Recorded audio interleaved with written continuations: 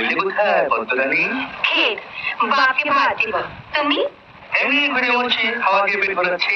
তবে যে বোন বললো কাটবাকে যাবে? তবে যায় কোথাকে যাবে? আসো আসো, আমার সঙ্গে আসো। বঙ্গদেশে প্রায় সমস্ত মানুষের হৃদয় অভিধানে ম্যাটিনি আইডল শব্দটির প্রতিশব্দ উত্তম কুমার। নায়ক নয়, মহানায়ক উত্তম কুমার। বিশ্ববন্দিত চলচ্চিত্রকার সত্যজিৎ রায় যখন নায়ক ছবিটি করেন, তখন তিনি উত্তম কুমারের ম্যাটিনি আইডল ইমেজকে চমৎকার ব্যবহার করেছিলেন স্বয়ং উত্তম কুমারকে দিয়েই। সেই ছবিটা অরুণ কুমার চট্টোপাধ্যায় কিভাবে মহানায়ক উত্তম কুমার হয়ে উঠলেন তার তথ্যচিত্র নয়, বিশ্বজুড়ে নায়কের অবস্থার চিত্র। Hi everyone, welcome back to my channel আঞ্জিনা আঞ্জিনিয়া। বন্ধুরা, তোমাদের সকলকে আমার এই ছোট্ট ইউটিউব চ্যানেলে স্বাগত জানাই। উত্তম কুমার যে সময়ে চলচ্চিত্র জগতে প্রবেশ করার জন্য আপ্রাণ লড়াই চালাচ্ছেন, ঠিক তার কিছুদিন আগেই ভারতের স্বাধীনতা সংগ্রামের অবসান ঘটে।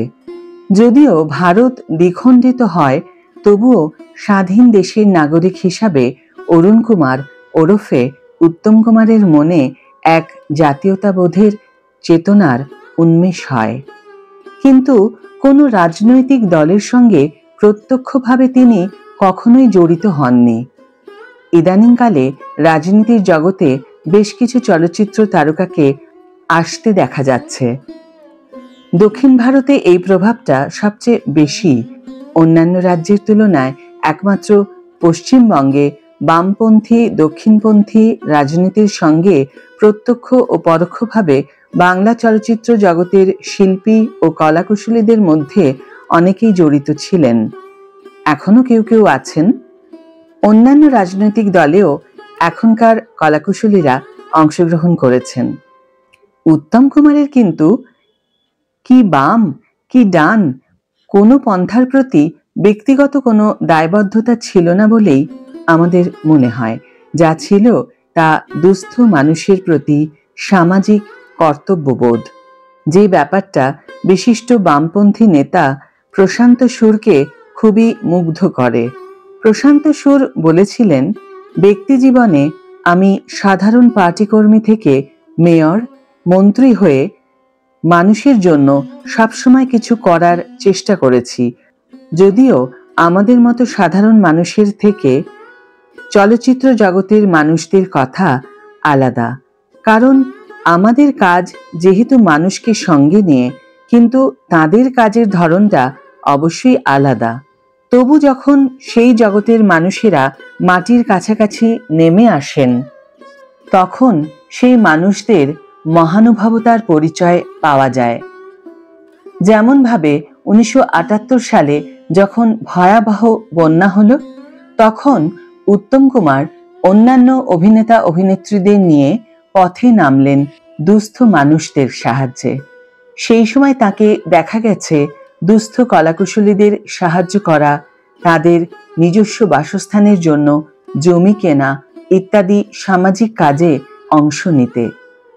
উত্তম কুমারের এই ব্যক্তি জীবনটা আমাদের কাছে অনেক বড় হয়ে দেখা গিয়েছে, অথচ বিরাট কিছু হৃদ্যতা প্রশান্ত সুরের সঙ্গে উত্তম কুমারের ছিল না। মেয়র মন্ত্রী থাকাকালীন সামাজিক প্রয়োজনে যেটুকু যোগাযোগ। প্রশান্ত সুর বলেন, আমি উত্তম কুমারের ছবি খুব একটা দেখিনি, কিন্তু মানুষটি সম্পর্কে এক অদ্ভুত অনুভূতি হয়, যা ঠিক সঠিক ভাষায় প্রকাশ করা যায় না। অথচ এই রকম একজন মানুষ রাজনৈতিক কারণে কলকাতা ছেড়ে চলে যেতে বাধ্য হন। গত শতকের 60-এর দশকের সেই হঠকারী রাজনীতির শিকার হতে হয়েছিল উত্তম কুমারকে।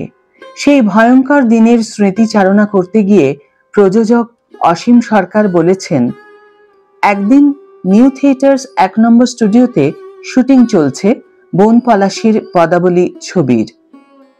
মেকআপ রুমে আমি আর উত্তম বসে আছি। হঠাৎই মেকআপ রুমের দরজা ঠেলে কয়েকজন যুবক হুড়মুড় করে ঘরে ঢুকে পড়ল। ওদের দাবি নকশাল বন্দীদের মুক্তির জন্য উত্তম কুমারকে রাইটার্সে যেতে হবে মিছিল করে। নকশালপন্থীদের উপর যে অমানবিক অত্যাচার নিপীড়ন চলছে তার প্রতিবাদ জানাতে হবে উত্তমকে। উত্তম ততক্ষণে কাঁপতে শুরু করেছে। সবে লাঞ্চ শেষ করে একটা ট্যাবলেট খাবে বলে জলের গ্লাসটা হাতে নিয়েছিল, হঠাৎ পড়ে গেল জল ভর্তি গ্লাসটা।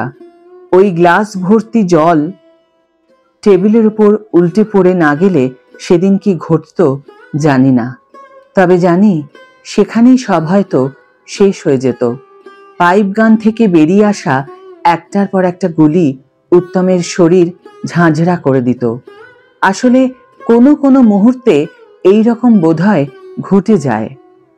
গ্লাসটা ভেঙে পড়তে ওদেরও যেন চেতনা ফিরে আসে, সরে আসে হঠকারী সিদ্ধান্ত থেকে। ওরা উত্তমকে ফ্লোরে যাওয়ার অনুমতি দেয়। শুটিং শেষ হলে আবার কথা বলবে।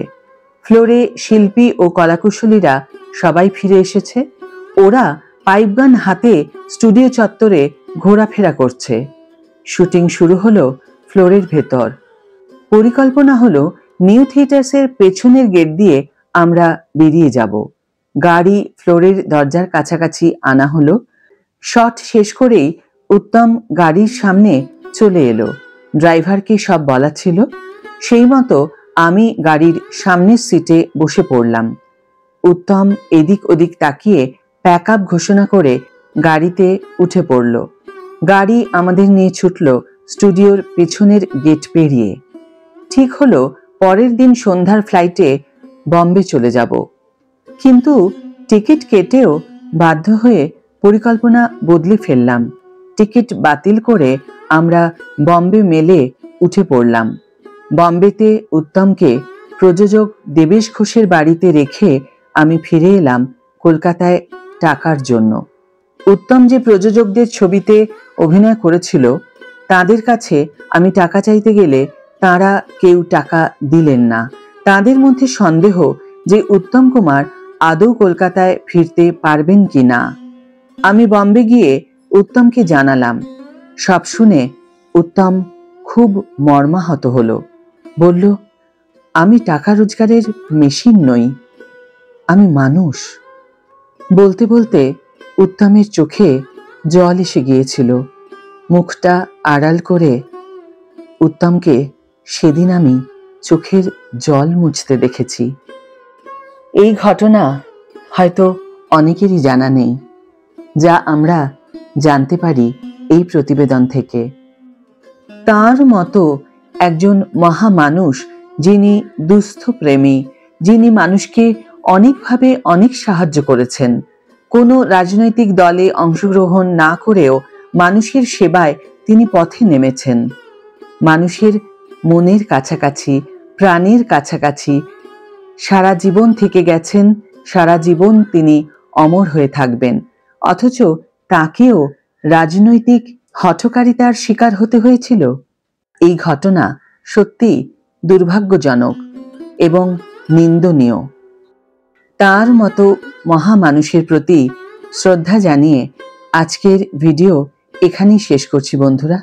ভিডিও যদি ভালো লেগে থাকে তাহলে অবশ্যই একটা ছোট্ট করে লাইক দিও, শেয়ার করো বন্ধুদের সাথে, কমেন্ট করে জানিও তোমাদের মতামত। যারা এখনো আমার চ্যানেলটিকে সাবস্ক্রাইব করোনি তারা অবশ্যই চ্যানেলটিকে সাবস্ক্রাইব করে আমার পাশে থেকো। আর যারা অলরেডি সাবস্ক্রাইব করে দিয়েছো তাদের জন্য আমার অনেক ভালোবাসা এবং অনেক ধন্যবাদ। আজ তাহলে বিদায় বন্ধু, দেখা হবে পরের ভিডিওতে। ভালো থেকো, সুস্থ থেকো, সঙ্গে থেকো।